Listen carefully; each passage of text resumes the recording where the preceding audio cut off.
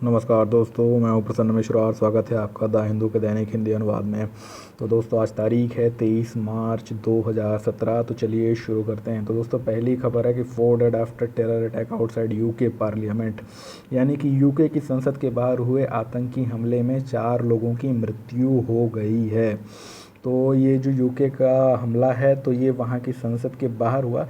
आपको बता दूं कि यूके में जहाँ पर संसद उपस्थित है उस इलाके को कहते हैं वेस्टमिंस्टर। ठीक, तो इस बात को ध्यान रखिएगा कि यूके में जहाँ संसद उपस्थित है उसको वेस्टमिंस्टर कहा जाता है।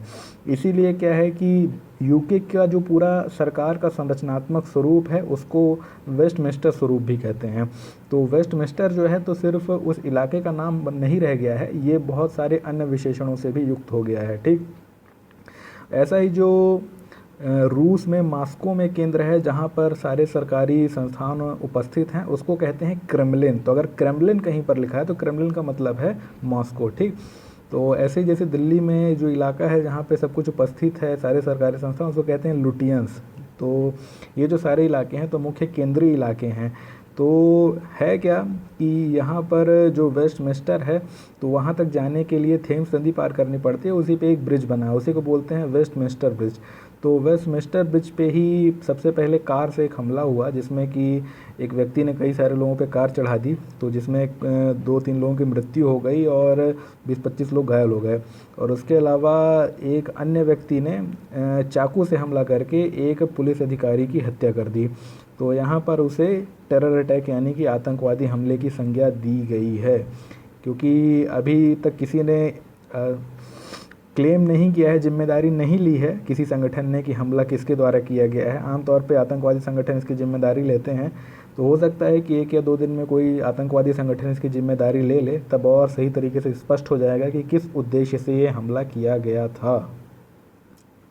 तो दोस्तों, अगली खबर है कि NIMHANS raises volunteer corps to reach out, यानी कि जो नीम हंस है तो उसने स्वयंसेवकों की माँ की, यानी स्वयंसेवकों को उस बात के लिए सिखाया है ताकि वो लोगों तक अपनी पहुंच बना सकें। ठीक, तो दोस्तों ये जो CORPS लिखा है तो कॉर्प्स मत पढ़िएगा, कोर कहलाता है। ठीक, तो भले स्पेलिंग PS है लेकिन P जो है वो साइलेंट होता है, तो कोर बोलते हैं इसको। तो इसका मतलब ये होता है कि कोई ऐसे संगठन या कोई टीम जो कि आपके साथ काम करे तो उसको कोर बोलते हैं। ठीक, तो जैसे NCC आपने सुना होगा, नेशनल कैडेट कोर, तो वहाँ पे स्पेलिंग जो है तो CORPSE होती है। ठीक, PSE अगर लास्ट में ई जोड़ देंगे तो कोर्प्स हो जाएगा यानी लाश। तो स्पेलिंग में थोड़ा सा देख लीजिएगा। अंग्रेज़ी में क्या होता है कि अक्सर लोगों को ये सारी समस्याएं हो जाती हैं कि कोर लिखा है या कॉर्प्स लिखा है, तो ये सारी चीज़ें उनको कई बार नहीं समझ में आती हैं। तो यहाँ पर दोस्तों जो नीम हंस है तो उसके बारे में पहले जान लीजिए। इसको बोलते हैं national institute of mental health and neuro science. ठीक, तो इसका क्या काम है कि जो व्यक्ति मानसिक रूप से विक्षिप्त हैं तो उन व्यक्तियों का किस तरीके से इलाज किया जा सकता है या उन व्यक्तियों को किस तरीके से समाज में बेहतर जगह दिलाई जा सकती है, इन सारी चीज़ों के लिए ये अपनी रिसर्च लगातार करता रहता है।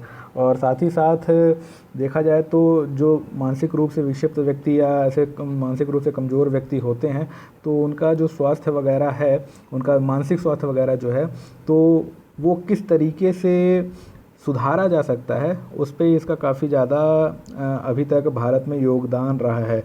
लेकिन क्या है कि चूँकि इसके पास लोगों की कमी है तो ये समाज में अपनी बहुत ज़्यादा पहुंच नहीं बना पाया है। क्यों? यानी कि समाज के एक तबके तक तो इसकी पहुंच है लेकिन पूरे आम समाज में ये जो अपना संदेश, जो अपना कार्य पहुंचाना चाहते हैं वो नहीं पहुंचा पा रहे हैं। क्यों? क्योंकि आदमियों की कमी है। तो इनको वॉलंटियर्स यानी स्वयंसेवकों की आवश्यकता है ताकि वो स्वयंसेवक, चाहे वो टीचर हों, इंजीनियर हों या कि गृहिणियाँ हों, कोई भी हों, उन सभी को ये प्रशिक्षित कर देंगे। फिर ये जब अपने समाज में वापस लौटेंगे तो वहाँ पर उन सारे कार्यों को कर पाएंगे जो कि नीम हंस अपनी तरफ से करना चाहता था। दोस्तों यहाँ पे लिखा हुआ है कि पेंडेमोनियम इन ओडिशा हाउस। तो दोस्तों जो पेंडेमोनियम होता है तो वो होता है कि कोई गतिरोध उत्पन्न हो जाना, अव्यवस्था का फैल जाना, विप्लव या उपद्रव हो जाना। तो ऐसी चीज़ जहाँ पर कोई भी व्यवस्था ठीक तरीके से ना चल रही हो तो उसे बोलते हैं पेंडेमोनियम। तो ओडिशा हाउस मतलब कि जो ओडिशा की विधानसभा है तो वहाँ पर अभी गतिरोध चल रहा है, काम धाम सही तरीके से नहीं चल रहा है, तो इसी को बोलते हैं पेंडेमोनियम। अर्थात जब कोई सभा में पेंडेमोनियम हो जाए तो इसका मतलब होता है कि सभा में गतिरोध उत्पन्न है, सभा अपना कार्य सही तरीके से नहीं कर पा रही है। तो दोस्तों एक खबर है कि law coming to enforce dam safety regulations, यानी कि एक कानून आ रहा है जो कि बांधों की सुरक्षा संबंधी नियमों को लागू कराने के लिए होगा। तो आपको बता दूं कि जो ये कानून होगा उसके लिए अभी तक जो प्रस्ताव सामने आए हैं तो वो ये प्रस्ताव सामने आए हैं कि इसके लिए एक केंद्रीय प्राधिकरण यानी कि एक सेंट्रल अथॉरिटी बनाई जानी चाहिए, साथ ही साथ स्टेट लेवल बॉडीज़ यानी कि राज्य स्तरीय निकाय बनाने चाहिए जिनका कि ये काम होगा कि उन रेगुलेशंस को इन्फोर्स करे, यानी कि उन विनियमों को लागू करे जिन विनियमों को बांधों की सुरक्षा के लिए केंद्र सरकार ने बनाया है या कि संसद ने बनाया है। तो अभी जब ये आएगा, बन जाएगा, तब फिर इस पर फिर से और चर्चा करेंगे। अभी तो इसमें ज़्यादा कुछ चर्चा करने लायक नहीं है। तो यहाँ पे लिखा हुआ है कि जेटली स्ट्रांगली डिफेंड्स पैन आधार लिंक।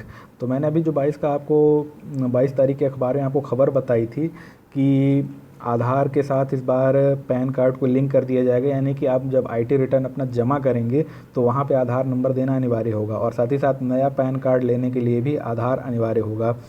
तो बात ये है कि जब पैन कार्ड है तो फिर आधार की अनिवार्यता क्यों? आप सोच रहे होंगे कि आप वैसे ही पैन कार्ड तो खुद में यूनिक होता है, अद्वितीय होता है, दो पैन कार्डों के नंबर एक जैसे नहीं हो सकते हैं, तो फिर पैन कार्ड और आधार दोनों की ही ज़रूरत एक साथ क्यों आन पड़ी है?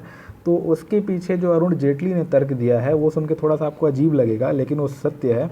उन्होंने कहना है कि ऐसी स्थिति हमारे सामने आई है जब हमें ये पता चला है कि कुछ लोगों के पास 4-4, 5-5 तक पैन कार्ड हैं, तो ऐसी स्थिति से बचने के लिए हमने पैन कार्ड को आधार से लिंक कर दिया है। क्यों? क्योंकि आधार सिर्फ एक ही हो सकता है, आधार कोई व्यक्ति दूसरा नहीं बनवा सकता। क्यों?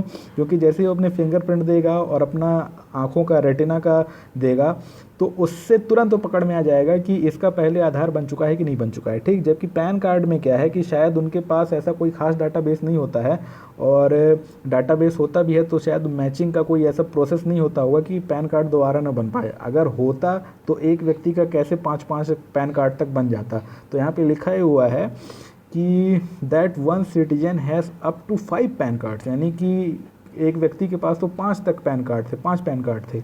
तो उनका ये कहना था कि इस तरीके से कौन सा पैन कार्ड उसका उचित होगा, कौन सा अनुचित होगा, इस बात की कोई जानकारी नहीं लगा सकता है कि कौन से पैन कार्ड के माध्यम से वो अपने आयकर रिटर्न फाइल कर रहा है।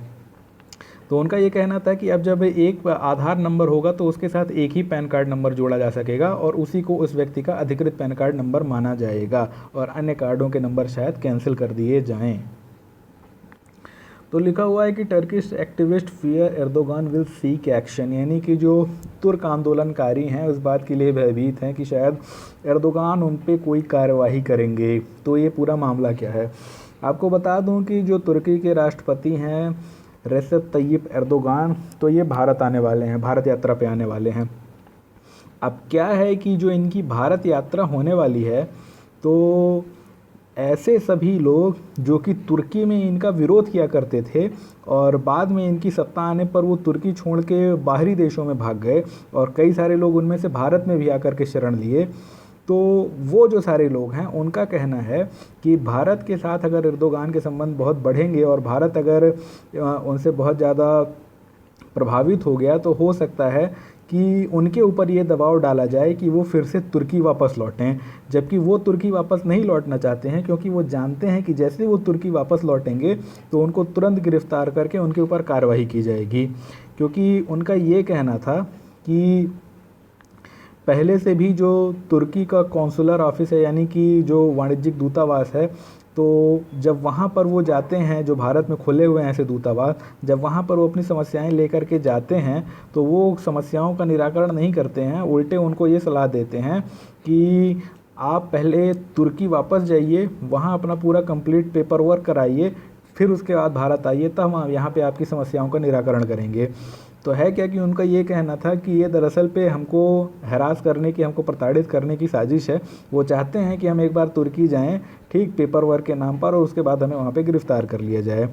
तो यहाँ पर लिखा हुआ है कि such action create suspicion that Ankara wants us to return where it can then detain us, यानी कि ऐसी जो कार्रवाइयाँ हैं, ऐसे जो क्रियाकलाप हैं, इस बात के लिए संदेह उत्पन्न करते हैं कि अंकारा यानी कि तुर्की की राजधानी है, कि तुर्की ये चाहता है कि हम वो वहाँ पर वापस लौटें जहाँ पर हमें गिरफ्तार कर लिया जाए। तो उनका ये कहना है कि भारत को एर्दोगान से प्रभावित नहीं होना चाहिए और ऐसा नहीं करना चाहिए कि जो एर्दोगान विरोधी भारत में रह रहे हैं उनके ऊपर कोई संकट आए। तो दोस्तों अगली खबर जो है तो वो भी एर्दोगान से ही संबंधित है। तो यहाँ पे देख लेते हैं, लिखा है कि यूरोपियन सेफ्टी एट रिस्क से एर्दोगान, यानी एर्दोगान ने कहा है कि जो यूरोपियाई लोग हैं उनकी सुरक्षा खतरे में है। तो आपको बता दूं कि अभी जो यूरोपीय देश थे तो उन्होंने एर्दोगान को वो सारी रैलियां करने की इजाज़त नहीं दी जो कि वो वहाँ पर अपना सपोर्ट जुटाने के लिए करना चाहते थे। यानी कि जो एक रेफरेंडम होने वाला है 16 अप्रैल को, मैंने आपको बताया था, जहाँ पे उनके पास अपार शक्ति आ जाएगी और तकरीबन अगले 10 वर्षों तक वो वहाँ के राष्ट्रपति हो जाएंगे। तो उन सभी चीज़ों के लिए रेफरेंडम जो होने वाला था तो उसके लिए वो प्रचार करना जाना चाहते थे यूरोपियन यूनियन, क्योंकि ऐसे तुर्की के लोग जो कि यूरोपियन यूनियन में रहते हैं और जो आकर के वहाँ पे रेफरेंडम में हिस्सा लेंगे तुर्की में, तो वो चाहते थे कि उनमें मैं जाके प्रचार करूँ। तो अपने मंत्रियों को उन्होंने भेजा था, तो उनके मंत्रियों को वहाँ पे प्रचार करने की इजाज़त नहीं दी गई थी। ठीक, तो एर्दोगान खफा हो गए थे उस बात को लेकर के और अनाप शनाप शब्द कहे थे, नाजी, फांसी, दुनिया भर के शब्द कहे थे। तो है क्या कि एर्दोगान ने फिर से एक धमकी दी है। उनका ये कहना है कि अगर यूरोपियन लोग इसी तरीके से मेरा विरोध करते रहे तो भविष्य में अगर यूरोपियन कहीं पर भी दुनिया के किसी भी कोने में अगर कोई आंदोलन करना चाहेंगे तो वो ख़तरनाक होगा। तो ख़तरनाक होगा कहने का सीधा मतलब ये है कि उनके जो समर्थक उन देशों में रह रहे होंगे तो वो वहाँ पे उनको ऐसा नहीं करने देंगे और उनके ऊपर हमले वगैरह करेंगे। अब जो भी कहना चाहते हो है तो एक तरीके से धमकी ही। तो देखिए क्या है उसमें, आगे हमारे लिए कोई खास नहीं है जानना, बस अंतर्राष्ट्रीय खबर थी, बता दिया। Court asked Sikkims to be included in census, यानी कि जो मैंने आपको बताया कि इमरान खान ने कहा था कि सिख धर्म को सेंसस में यानी जनगणना में क्यों नहीं शामिल किया गया है। तो पेशावर का हाई कोर्ट जो है तो प्रोविंशियल स्टैटिस्टिक डिपार्टमेंट को उसने इस बात के लिए निर्देश दिया है कि रिलीजन के कॉलम में, धर्म के कॉलम में सिख धर्म को भी स्थान दिया जाए। तो आपको बता दूं कि वहाँ पे सिखों की आबादी काफ़ी कम है, तो कई बार जब वहाँ पे सेंसस होती है तो उनको हिंदुओं के साथ ही गिन लिया जाता है। तो दोस्तों एक खबर है कि China reach out to West Asia, यानी कि जो चीन है तो पश्चिम एशिया तक अपनी पहुँच बना रहा है। यहाँ पे लिखा हुआ है कि engaging rivals such as Syria, Saudi Arabia, Israel and Iran all at the same time, यानी कि आपस में जो प्रतिस्पर्धी या विरोधी देश हैं जैसे सीरिया, सऊदी अरेबिया, इजराइल और ईरान, इनको एक साथ साधने की कोशिश चीन के द्वारा की जा रही है। तो ऐसा क्यों कहा जा रहा है? क्योंकि जो इजराइल के प्रधानमंत्री है बेंजामिन नेतन्याहू, तो वो कहाँ पहुँचे थे? वो पहुँचे थे बीजिंग। तो बीजिंग में जाकर के उन्होंने क्या किया है, जी जिनपिंग से मुलाकात की और कई सारे मामलों में बातचीत की। तो है क्या कि चीन ने काफ़ी ज़्यादा सहयोग मांगा है इजराइल से। क्यों मांगा है? क्योंकि इजराइल हर मामले में हाईटेक है, यानी कि इजराइल की जो टेक्नोलॉजी है तो हर मामले में काफ़ी ऊपर है।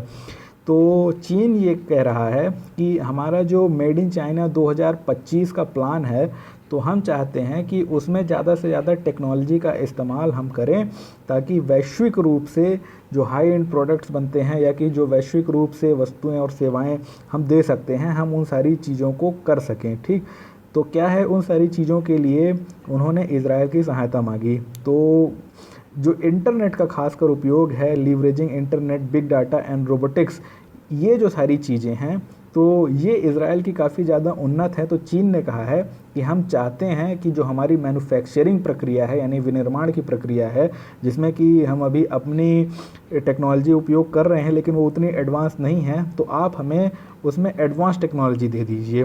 ठीक, तो जो नेतन्याहू हैं तो उन्होंने कहा है कि ठीक है हम इसमें सहयोग करेंगे। लेकिन आप सोच रहे होंगे कि आखिर नेतन्याहू को, इजराइल को चीन के पास जाने की क्या आवश्यकता पड़ गई? दोस्तों इसके पीछे जो आवश्यकता है वो है one belt one road initiative, यानी कि आपको पता है कि ये जो one belt one road initiative है, इसका एक दूसरा फॉर्म भी है, उसको बेल्ट एंड रोड इनिशिएटिव बोलते हैं। तो ये जो प्रोजेक्ट है तो ये कई सारे देशों से हो करके गुजरेगा और ये चीन से लेकर के यूरोप तक जाएगा और इधर अफ्रीका तक भी पहुंचेगा। तो ये एक सोचना है इज़राइल का कि ये इतना बड़ा प्रोजेक्ट होगा तो इसमें क्यों ना इज़राइल भी अपना लाभ उठाए, क्योंकि सारे देश कोशिश कर रहे हैं अपनी तरफ से कि इसका जितना अधिक से अधिक वो लाभ उठा सकते हैं वो अपना लाभ उठाएं। तो इज़राइल भी इसमें अपना लाभ उठाना चाहता है, तो इसलिए वो चाहता है कि वो वन बेल्ट वन रोड परियोजना से जुड़ जाए, ठीक। और वो तभी जा कर के जुड़ पाएगा जबकि चीन का वो कुछ सहयोग ऐसा करे ताकि चीन उसे उससे जोड़ने के लिए तैयार हो जाए। तो आपको ये बता दूं कि सिर्फ इज़राइल ही नहीं, जितने भी अरब के देश हैं तो इस समय क्या है कि चीन के साथ अपनी नज़दीकी बढ़ा रहे हैं। तो जैसे सऊदी अरब है, तो सऊदी अरब ने अपना सऊदी विज़न 2030 बनाया है। तो आपको बता दूं कि सऊदी की पूरी इकॉनमी ही तेल के निर्यात पे केंद्रित है और सबको पता है कि अगले 30-35 सालों में इनका जो तेल है वो ख़त्म हो जाएगा, ठीक। यानी कि ख़त्म नहीं भी हो तो इतना कम होगा कि ये खर्चा नहीं चला पाएंगे उससे अपना। तो सऊदी अरब का ये कहना है कि अपनी तेल पे निर्भरता को कम करने के लिए हमने एक नया विज़न बनाया है कि 2030 तक हम ऐसी टेक्नोलॉजी, ऐसी इंडस्ट्री विकसित करेंगे, चाहे वो मैन्युफैक्चरिंग की इंडस्ट्री हो, चाहे वो सर्विस या सेवा क्षेत्र की इंडस्ट्री हो, उनको ऐसा विकसित करेंगे कि हमारी जो तेल पर निर्भरता है, तेल के निर्यात पर निर्भरता है, वो कम हो जाए। तो क्या है कि इन सारी चीज़ों को विकसित करने के लिए उनको किसकी आवश्यकता है? उनको आवश्यकता है चीन की, ठीक। और उनका ये सोचना है कि वो जो वस्तुएं वगैरह बनाएंगे या कि वो जो सेवाएं वगैरह देंगे, तो ये जो वस्तुओं और सेवाओं का पूरा व्यापार है, इसके लिए ट्रांसपोर्टेशन तो बहुत ज़्यादा आवश्यक है ना। तो ट्रांसपोर्टेशन कौन उपलब्ध करवाएगा? वो तो चीन ही उपलब्ध करवाने वाला है, क्योंकि जो बेल्ट एंड रोड इनिशिएटिव पूरा होने वाला है तो वो चीन के ही नेतृत्व में होने वाला है, चीन ही उसमें सबसे ज़्यादा पैसा खर्चा करने वाला है। तो सारे देश चाहते हैं कि अच्छा होगा कि चीन इसमें अपना खर्चा कर दे और बाद में हम सभी इसमें शामिल होकर के इसका लाभ उठा लें। हालांकि आप कहेंगे कि चीन इतना खर्चा करेगा तो उसको क्या लाभ होगा? तो सबसे बड़ा लाभ तो उसी को होने वाला है, क्योंकि वैश्विक रूप से वो इतनी बड़ी ताकत बन के उभरेगा कि वो अमेरिका की सीधी टक्कर में आ जाएगा। तो दोस्तों, ऐसा नहीं होता है कि कोई पैसा सिर्फ इसलिए खर्चा करता है ताकि उसको पैसा ही प्राप्त हो, ठीक।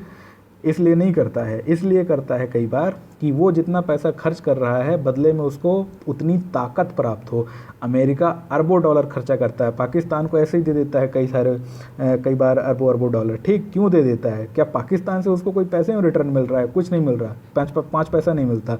लेकिन पाकिस्तान को पैसे देने के बाद पूरे के पूरे मध्य एशिया में वो जो अपनी एक स्ट्रेटजी कायम करना चाहता है वो वहाँ पे कर पाता है, यानी जो अपनी एक ताकत बना के रखना चाहता है वो उसको बनी रहती है। तो इसलिए पैसा दे करके वो अपनी ताकत बनाए रखते हैं या ताकत को खरीदते हैं। तो ऐसा नहीं है कि पैसे से सिर्फ पैसे या वस्तुएं खरीदी जा सकती हैं, ताकत खरीदने के लिए भी पैसे की आवश्यकता पड़ती है। तो दोस्तों, यहाँ पे आते हैं, लाइफ वाले पेज में लिखा है कि NASA to send futuristic atomic clock to space, यानी कि नासा जो है तो भविष्य की परमाणु घड़ी को अंतरिक्ष में भेजेगा। तो दोस्तों, जो एटमिक क्लॉक या परमाणु घड़ी होती है तो उसके बारे में पहले भी आपको मैंने बताया है कि ये काफ़ी ज़्यादा शुद्ध घड़ी होती है, यानी कि इसमें जो समय की माप होती है तो वो किसी अन्य बाह्य कारक से प्रभावित नहीं होती है। जैसे कि पृथ्वी पर जो समय की माप होती है वो पृथ्वी के घूर्णन से निर्धारित होती है, तो इसलिए पृथ्वी पर समय की माप परिवर्तित होती रह सकती है, ठीक। तो आपने सुना भी होगा कुछ दिन पहले जो था तो पृथ्वी के समय को एटॉमिक क्लॉक यानी परमाणु घड़ी के समय से मिलाया गया था। तो अभी क्या है कि एक बहुत ही ज़्यादा एडवांस लेवल की परमाणु घड़ी का निर्माण किया जा रहा है। क्यों किया जा रहा है? क्योंकि ऐसा मानना है कि भविष्य में जब मनुष्य को भी सोलर सिस्टम यानी कि सौर मंडल के विभिन्न इलाकों तक भेजने के लिए प्रयास किया जाएगा तो वहाँ पर एडवांस लेवल के नेविगेशन के लिए, नौवहन के लिए ऐसी परमाणु घड़ियों की आवश्यकता होगी, ठीक। तो आपको बता दूं कि जो बहुत छोटे छोटे सेकंड होते हैं जैसे कि मिली सेकंड, माइक्रो सेकंड या कि नैनो सेकंड, इनका हमारे जीवन में तो सीधे कोई असर नहीं पड़ता है, लेकिन जो ऐसा अंतरिक्ष संबंधी कम्युनिकेशन या कंप्यूटर संबंधी जो कार्य होते हैं, यहाँ पर इसकी काफ़ी ज़्यादा आवश्यकता होती है। यानी कि यहाँ पर अगर समय आगे पीछे हो गया तो कई बार भारी गड़बड़ियाँ सामने आ सकती हैं। इसलिए वहाँ पे माइक्रो सेकंड और नैनो सेकंड में भी चीज़ें बिल्कुल प्रिसाइज होनी, शुद्ध होनी आवश्यक होती हैं। ठीक, तो ये जो ये जो एटॉमिक क्लॉक्स हैं तो ये पहले की अपेक्षा छोटी होंगी, हल्की होंगी, और इनका जो प्रिसाइजनेस यानी कि इनकी जो शुद्धता होगी उसका आमाप पहले से ज़्यादा बेहतर होगा। तो इसमें लिखा हुआ है कि मार्स में have had rings that it can possibly regain, यानी कि मंगल ग्रह पर अपनी रिंग हो रही होगी जो कि ये भविष्य में भी शायद प्राप्त कर ले। तो दोस्तों रिंग या वलय वो चीज़ होती है जो कि आपने देखा होगा कि शनि ग्रह के इर्द गिर्द घूमती रहती है।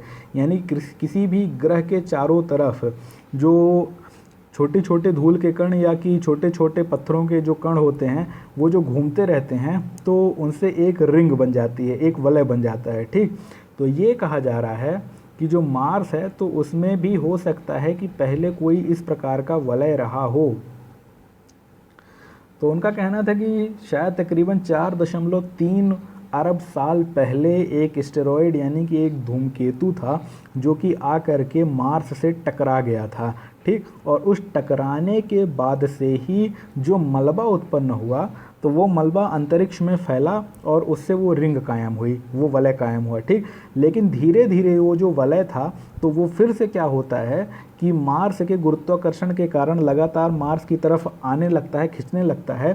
ठीक, और उससे क्या होता है कि ये कहना है कि शुरू में जब वो वलय बनती है तो वो दूर जाती है, और जब वो दूर जाती है तो अपने ही गुरुत्वाकर्षण से क्या होती है कि वो खिंच करके एक पिंड के रूप में निर्मित हो जाती है और वो खुद एक उपग्रह, चंद्रमा की तरह एक उपग्रह बन जाती है। ठीक, लेकिन जब वो उपग्रह बन जाती है तो फिर से मार्स उसे अपनी तरफ खींचने लगता है, और जब वो काफ़ी पास में आ जाता है तो मार्स के गुरुत्वाकर्षण के कारण क्या होता है कि वो फिर से फट करके अलग अलग हो जाता है। वो ऐसा क्यों होता है? क्योंकि वो जो कण आपस में इकट्ठा होकर के चंद्रमा जैसी आकृति बनाए थे तो वो किसी भी रासायनिक बंध, केमिकल बॉन्ड से नहीं जुड़े थे, वो सिर्फ गुरुत्वीय बंधों से यानी कि ग्रेविटेशनल बॉन्ड से जुड़े थे, जो कि एक लिमिट होती है जिसे बोलते हैं रॉस लिमिट। यहाँ पे लिखा हुआ है कि जब कोई भी ऐसा उपग्रह जो कि बड़े बड़े टुकड़ों के इकट्ठा होने से बना हो, उनके जुड़ने से ना बना हो, यानी कि उनमें किसी प्रकार की केमिकल बॉन्डिंग ना हो, सिर्फ वो गुरुत्वाकर्षण के कारण एक दूसरे के निकट आ गए हों, तो जब ऐसे कोई भी उपग्रह अपने ग्रह की एक निश्चित दूरी तक पहुंचते हैं तो वहां पर वो फिर से टूट करके आपस में अलग हो जाते हैं और फिर से रिंग का निर्माण कर लेते हैं। यानी कि जिस रिंग से वो बने थे, ठीक, फिर से टूट करके उसी रिंग का वो निर्माण कर लेते हैं। तो वो जो दूरी जहाँ पे आकर के वो फिर से टूट के बिखर जाते हैं और रिंग का निर्माण करते हैं, उसको बोलते हैं रॉस लिमिट। ठीक, तो ये बहुत महत्वपूर्ण है रॉस लिमिट, तो इसको आप ज़रूर ध्यान रखिएगा। तो ये कहना है कि जब से वो टकराया है धूमकेतु तब से ये प्रक्रिया वहाँ पर 5 से 7 बार हो चुकी है। यानी कि क्या होता है कि वो जो मलबा ऊपर गया तो पहले उससे रिंग बनी, ठीक, रिंग बन करके वो और दूर गया तो वहाँ दूर जाने पर वो चंद्रमा बन गया। ठीक, क्योंकि वो जो रिंग में पूरा का पूरा पदार्थ था तो दूर जाने पर मंगल के गुरुत्वाकर्षण से प्रभाव से बाहर हो गया और अपने खुद के गुरुत्वाकर्षण के प्रभाव में आकर के रिंग बन गया। और जब रिंग बन गया, वो मून बन गया, और जब मून बन गया तो मून बन करके जब फिर से वो मार्स की तरफ वापस खींचा, क्योंकि गुरुत्वाकर्षण बल तब ज़्यादा हो गया उस पर, क्योंकि जब वो पूरा एक पिंड बन गया तो मार्स का जो पूरा का पूरा गुरुत्वाकर्षण था उसको खींचने लगा। तो जब वो फिर से खींच करके अंदर की तरफ आया, मार्स की तरफ आया, तो जैसे ही वो एक निश्चित दूरी पे पहुंचा जिसे कि रॉस लिमिट कहते थे, तो फिर से वो फट करके रिंग में बिखर गया, और जब फिर रिंग बना तो फिर से दूर जाने लगा। ये प्रक्रिया लगातार चल रही है, ऐसा उनका मानना है। ठीक, तो यही पूरा का पूरा यहाँ पे लिखा हुआ है। एक अन्य नाम लिखा हुआ है, उसे बोलते हैं बोरियालिस बेसिन। ठीक, तो जो मंगल ग्रह का उत्तरी गोलार्ध है, तो जहाँ पर आ करके वो धूमकेतु पहली बार टकराया था तो उसी को बोलते हैं बोरियालिस बेसिन। ठीक, और ये मंगल ग्रह का कौन सा है? उत्तरी गोलार्ध का हिस्सा है। तो दोस्तों लिखा हुआ है कि bankruptcy board spells out eligibility, यानी कि जो बैंकरप्सी बोर्ड, एक जो दिवालिया बोर्ड खुला है, तो उसने योग्यताओं के पैमानों को तय किया है। तो दोस्तों यहाँ पे जो आप स्क्रीन में देख रहे हैं तो पता नहीं क्यों ये ब्लर है, ये क्लियर नहीं हो रहा है। सॉरी, क्लियर हो गया। ठीक, तो यहाँ पर ये कहा गया है कि जो बैंकरप्सी बोर्ड है तो उन सभी कंपनियों के लिए जो कि अब एनपीए को ठेके पर लेना चाहती हैं, उनके लिए मानकों का निर्धारण उसने किया है। तो यहाँ पे जो लिखा हुआ है तो ये लिखा हुआ है कि जो आईबीबीआई यानी कि insolvency and bankruptcy board of India है, is expected to set in motion a chain of events in many firm, यानी कि इस बात की आशा की जा रही है कि वो बहुत सारी फर्मों में ऐसी गतिविधियों की प्रणाली शुरू कर देगा, यानी कि कुछ ऐसा करने जा रहा है कि जो कंसल्टेंसी फर्म कहलाती हैं तो उनके अंदर गतिविधि काफ़ी ज़्यादा बढ़ जाएगी। तो आप सोचेंगे कि उनके अंदर कैसे गतिविधि बढ़ जाएगी, उनके अंदर कैसे चहल पहल बढ़ जाएगी। चहल पहल ऐसे बढ़ जाएगी कि जो कंसल्टेंसी फर्म अभी तक बहुत ज़्यादा काम नहीं करती हैं विभिन्न क्षेत्रों में, ठीक, उनके पास एक नया काम आ जाएगा। वो काम होगा किसका? जो एनपीएज हैं तो उनको देखने का। तो सारा मुद्दा क्या है, 1 मिनट में पहले आपको समझा देता हूँ। तो मैंने आपको बताया था कि एक इस प्रकार के बैड बैंक या एक इस प्रकार की संस्था बनाने की बात कही जा रही है, जिसका मकसद ये होगा कि वो बैंकों का एनपीए अपने ऊपर ले लेगा, ठीक, और उसके बाद जो बैंक होंगे तो वो उस एनपीए के बोझ से मुक्त हो जाएंगे। लेकिन उसमें क्या होगा कि बैंकों को उसमें अपना कुछ पैसा जो है वो काट करके इनको देना पड़ेगा। तो वो कैसे होगा? जैसे कि मान लीजिए कि एसबीआई ने 100 करोड़ रुपए एक व्यापारी को लोन दिया था, ठीक। बाद में क्या हुआ, वो व्यापारी जो था डिफ़ॉल्टर हो गया, उसने पैसा नहीं चुकाया। अब क्या है कि एसबीआई का 100 करोड़ रुपए पूरा का पूरा डूबा हुआ है, एनपीए बना हुआ है, ठीक। अब एसबीआई ये कहती है कि यार ये जो 100 करोड़ है तो हम तो चाहते हैं कि कोई हमको 95 करोड़ रुपए ही दे दे, ठीक, वो 5 करोड़ अपने पास रख ले, लेकिन किसी तरीके से इस आदमी से पैसा निकलवाए। तो दोस्तों वो जो कंपनियाँ होंगी तो वही कंपनियाँ अब क्या करेंगी, बैंकों के एनपीए को ठेके पर ख़रीद करके वो जो पैसा होगा तो चुका देंगी बैंकों को। जैसे 95 करोड़ रुपए एसबीआई को चाहिए तो एसबीआई को चुका देंगी, और फिर जो 100 करोड़ रुपए है तो उस व्यक्ति से वसूलेंगी जो कि डिफ़ॉल्टर हो गया है। तो अभी आपको बता दूं कि 2 मार्च को आईबीबीआई ने क्या किया था कि ऐसी ही एक कंसल्टेंसी कंपनी के एप्लीकेशन को रिजेक्ट कर दिया था। उन्होंने एक आवेदन दिया था कि आप हमको इंसॉल्वेंसी प्रोफेशनल यानी कि इस प्रकार से ठेके पर एनपीए वसूलने वाली कंपनी का दर्जा दे दीजिए। तो आईबीबीआई ने कहा है कि नहीं, ऐसा नहीं किया जाएगा। क्यों? क्योंकि हम सिर्फ और सिर्फ उस कंपनी को ही ये दर्जा देंगे जो सिर्फ इंसॉल्वेंसी प्रोफेशनल का काम करे, ना कि कंसल्टेंसी का। यानी उनका सीधा कहना था कि अगर कोई भी व्यक्ति, कोई भी कंपनी दोनों काम करना चाहती है कि कंसल्टेंसी भी करे और आईपी का भी काम करे, तो वो उसको नहीं करने दिया जाएगा। तो यहाँ पे उन्होंने स्पष्ट कहा है कि N IP must not engage in any employment, यानी कि जो आईपी है वो किसी भी एम्प्लॉयमेंट में किसी भी व्यक्ति को अपने यहाँ भर्ती करने के काम में इन्वॉल्व नहीं होगी, ठीक। उनका ये कहना था कि it envisages that a person must not play 2 roles, एक व्यक्ति 2 भूमिकाएं अदा नहीं करना चाहिए, अर्थात प्रोफेशन और एम्प्लॉयमेंट दोनों का उसको रोल नहीं अदा करना चाहिए। ऐसा क्यों कहा गया है? क्योंकि उनका ये मानना है कि ये जो कंपनियां हैं तो दरअसल पे क्या करती हैं कि लोगों को अपने यहाँ भर्ती करने या करवाने का काम करती हैं। तो जब ये ले लेंगी ऐसे इंसॉल्वेंसी प्रोफेशनल का दर्जा, तो उसमें जिन व्यक्तियों को एनपीए वसूलने के लिए भर्ती किया जाएगा तो उनको भर्ती करने के लिए बीच में बैठ के कमीशन खाएंगी। इसीलिए शायद ये क्या करना चाहती हैं कि आईपी का दर्जा हासिल करना चाहती हैं, ताकि आईपी में जिन लोगों को लगाया जाएगा उस काम के लिए वहाँ पर ये अपनी तरफ से नौकरियाँ दे सकेंगे, ठीक। तो उनका ये कहना है कि नहीं, आप अगर कंसल्टेंसी हैं तो आप वही काम कीजिए, आप आईपी में मत आइए। तो ले दे करके इसमें शायद ये चाहता हो आईबीबीआई की जो कंपनियां बनेंगी तो उसमें कौन व्यक्ति शामिल होंगे इस कार्य को करने के लिए, एनपीए को रिकवर करने के लिए, तो वो शायद अपने लिए अपने तरफ से मानक स्थापित करे। क्योंकि ऐसा भी हो सकता है कि जब इन कंपनियों को मिलेगा तो ये गुंडे वुंडे सबको अपने यहाँ भर्ती करके क्या करें कि किसी भी तरीके से, गलत तरीके से पैसे वसूलने की कोशिश करें। तो अब देखिए क्या है कि उससे बदनामी होगी सरकार की और आईबीवीआई सभी की बदनामी होगी कि इन्होंने अनुमति दे के रखी, खुली छूट दे के रखी है कि गुंडागर्दी करके गलत तरीके से, गैर कानूनी तरीके से, या कि कई बार तो होता है कि धमकी देते हैं कि तेरे बच्चे किडनैप कर लेंगे। तो हो सकता है कि जब कोई व्यक्ति 95 करोड़ रुपये मान लीजिए दे दिया, अब उसको 100 करोड़ रुपये वसूलने हैं तो आसानी से तो नहीं वसूल पाएगा, तो गलत तरीके अख्तियार कर सकता है। तो इसीलिए ये था कि इन सारी चीज़ों को मद्देनज़र रखते हुए इन्होंने इनकार कर दिया है कंसल्टेंसी फर्म को आईपी का दर्जा देने से। और आपको बता दूं कि जब आईपी यानी इंसॉल्वेंसी प्रोफेशनल कोई कंपनी बन भी जाएगी तो उसमें कौन व्यक्ति कार्य करेंगे तो इसका भी मानक हो सकता है कि आईबीवीआई ही निर्धारित करे। ठीक, तो इस प्रकार से आज के द हिंदू का भी दैनिक हिंदीवाद पूर्ण रूप से समाप्त होता है। कल फिर से मिलेंगे, तब तक के लिए धन्यवाद, शुभरात्रि, जय हिंद।